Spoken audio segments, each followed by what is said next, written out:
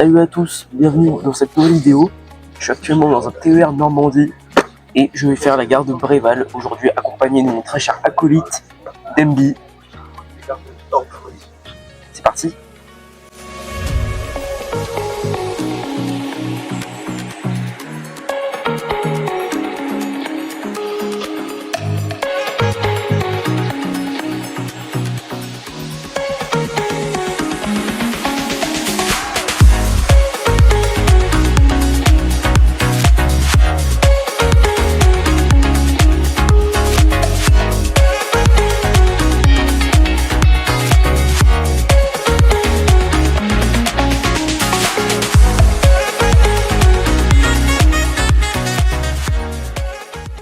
La gare de Bréval a été inaugurée le 1er juillet 1855, en même temps que le premier tronçon de la ligne entre Mantes-la-Jolie et Caen, qui a amené à ce moment-là les trains jusqu'à Lisieux. Bréval est ainsi la première gare du parcours, et elle dessert une ville qui ne possède à l'époque qu'une centaine d'habitants. Le quartier de la gare était également pas du tout développé, mais bon, c'est un classique à l'époque. Pour être parfaitement honnête, la gare ne va pas beaucoup changer au fil des années, aucune réelle évolution, et globalement, les photos de l'époque sont superposables avec celles d'aujourd'hui. Les changements ont plutôt pu être observés autour de la gare, le quartier s'est beaucoup développé entre les années 60 et 90, laissant place à une forte croissance de la population. Malgré l'importance de la gare grandissante, la fréquentation reste plutôt faible, ce qui a finalement conduit à la fermeture du bâtiment voyageur il y a une petite dizaine d'années. A noter également que cette gare fait figure d'exception parmi toutes celles qui existent en Ile-de-France, et il n'y en a que 5 qui possèdent cette spécificité. Ce n'est tout simplement pas une gare Transilien, elle n'aura été desservie que par des TER Normandie qui relient Paris à Évreux-Normandie et Serquigny. Cela dit, dans notre cas, on était dans un train Paris-Cherbourg desservant la gare de Bréval. Oui, je sais, ça sort de nulle part, mais en fait, on a tourné pendant les chaleurs du mois de juin, le train précédent allant jusqu'à Évreux avait été supprimé, des arrêts supplémentaires ont donc été effectués par le train Paris-Cherbourg qui partait ensuite, ce qui nous a permis au passage d'emprunter un TER Paris-Cherbourg. Mais comme nous sommes arrivés à Bréval, c'est parti pour la visite.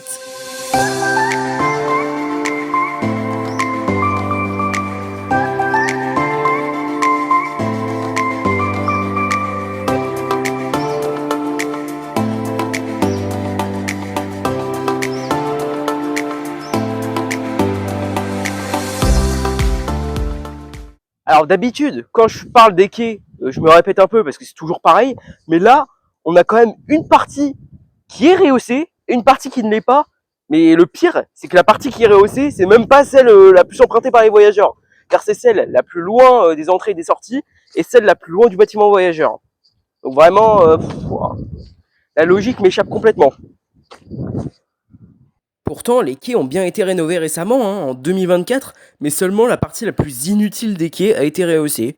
Franchement, ça a beau faire 2 semaines que j'ai fait le tournage, j'ai toujours pas trouvé de logique. Pour ce qui est des équipements, il n'y a pas grand chose à dire, excepté les panneaux indiquant le nom de la station, qui sont encore bleus, qui ont encore la charte Transilien, ce qui est devenu maintenant assez rare dans nos gares et qui est voué à disparaître. Cette charte Transilien peut d'ailleurs sembler étonnante quand on sait qu'en réalité, aucune ligne Transilien ne dessert cette gare et qu'elle n'est desservie que par des TER Normandie. Mais bon, en réalité, c'est tout à fait normal. Bréval étant une gare en Ile-de-France, elle est donc dans la logique exploitée par la marque Transilien. Alors, je n'avais absolument pas vu en arrivant ici, mais il y a un panneau encore plus vieux ici. Je ne sais absolument pas pourquoi il a été conservé, puisqu'il y a les nouveaux qui ont été installés, et même, il y en a un d'une génération plus récente juste ici, donc je sais pas pourquoi il a été conservé, mais bon, c'est là. Alors là, par contre, ce panneau ne vient pas de la charte Transilien. D'ailleurs, je pense même qu'il a été installé à l'époque où cette charte n'existait même pas.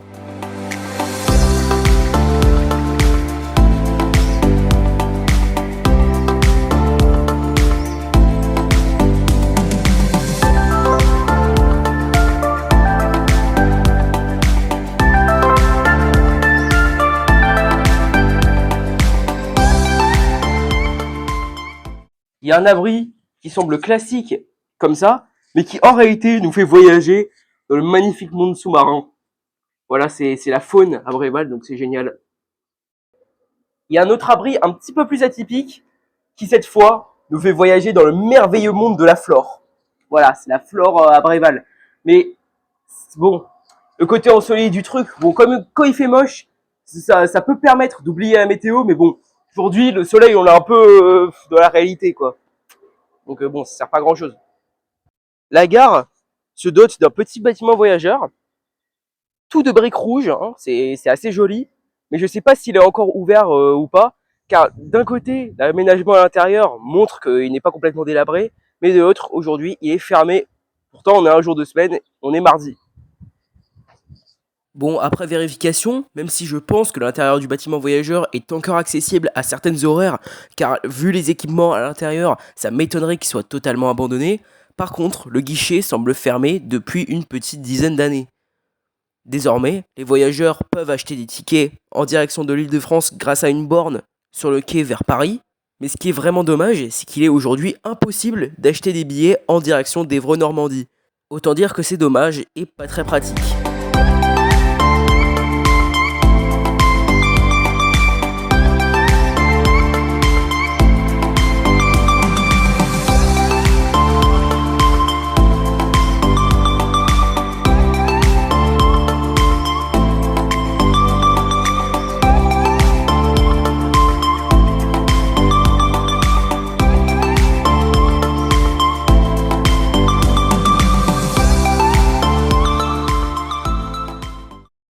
Passons à la desserte. En semaine, il y a 13 trains qui vont vers Paris-Saint-Lazare et 12 trains dans la journée qui vont vers Évreux, tout simplement. Bon, il y a également d'autres trains qui d'un côté ont pour terminus Mantes-la-Jolie et qui sont prolongés de l'autre côté jusqu'à Serquigny. Comme je l'ai dit en début de vidéo, la gare de Bréval est desservie uniquement par des TER Normandie, mais cette desserte a failli être menacée ces dernières années. En effet, en 2022, la région Normandie a annoncé que d'ici 2025, ces TER ne desserviront plus la gare de Bréval ainsi que toutes les autres gares en Île-de-France qui étaient auparavant desservies par des TER Normandie. La région Normandie donnait donc 3 ans à l'Île-de-France pour trouver des solutions afin d'assurer la desserte de la gare de Bréval ainsi que toutes les autres gares par des Transiliens. Bon, finalement, un accord semble avoir été trouvé entre les deux régions, et la gare de Bréval ainsi que toutes les autres gares continueront à être desservies dans le futur par des TER Normandie. En 2024, la gare de Bréval a accueilli pas moins de 362 272 voyageurs. Ce qui peut expliquer le parking, je suppose. Et oui, en plus de l'accès qui contourne par la droite le bâtiment voyageur, de l'autre côté du passage souterrain, il y a un autre accès qui mène vers un très grand parking.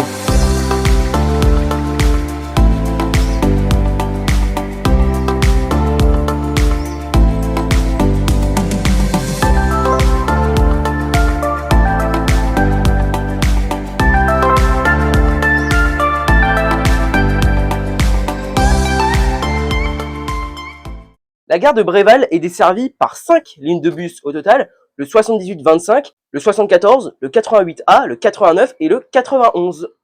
Mais également un arrêt de l'autre côté, l'arrêt vers Village, qui est cette fois desservi par 2 lignes de bus et une ligne de bus de ce côté-là, le 54-91.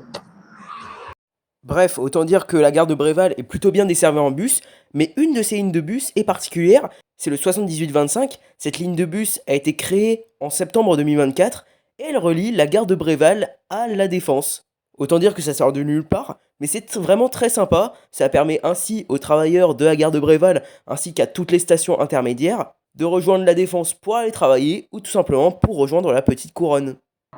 Vous m'en vaudrez pas, mais faute de temps, on n'est pas allé visiter la ville, on n'est que resté cantonné aux alentours, puisque le jour où on a tourné, c'était juste après les grandes canicules de juin et juste après des épisodes d'orage. Du coup, les voies ferrées sont en pâtis et voilà les trains supprimés.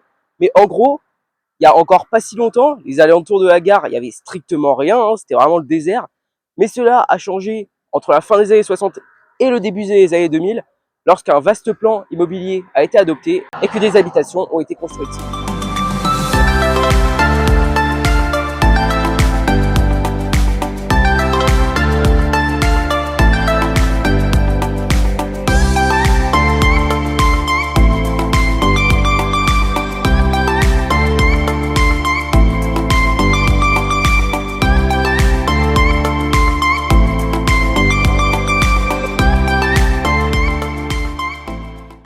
Bon, ici, un panneau qui date, qui est très récent. Mais juste derrière, caché, un très vieux panneau. Bref, pour en revenir à la ville, même s'il y a une très forte croissance démographique durant la seconde moitié du XXe siècle, lorsque différentes habitations ont été construites, et ben encore récemment, le nombre d'habitants a à nouveau beaucoup augmenté. Il a très récemment dépassé le nombre de 2000, probablement dû à l'exode urbain provoqué par la pandémie de Covid-19. Avant de quitter la gare et ainsi de conclure cette vidéo, laissez-moi également vous parler d'un événement qui s'est déroulé à la gare de Bréval mais qui a été complètement oublié.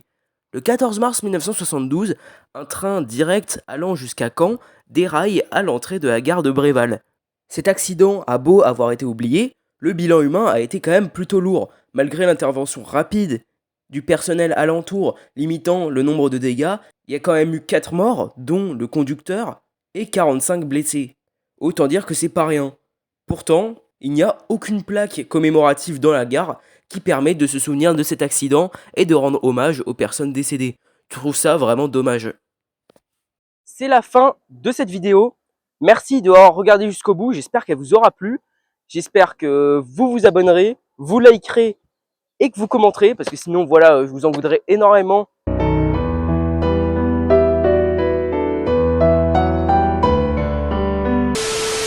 Mettez en commentaire de futures idées de vidéos, car ça m'intéresse. Et sinon, on se retrouve à la prochaine vidéo. Bonnes vacances à tous. Salut!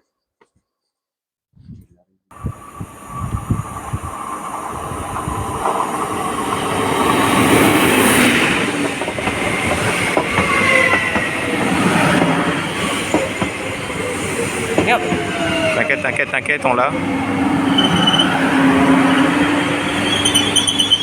Attends, tu vas filmer.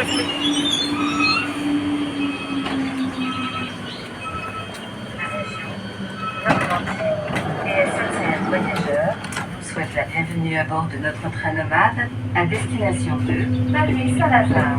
Pour voyager à bord de ce train, Merde, je crois que je valide.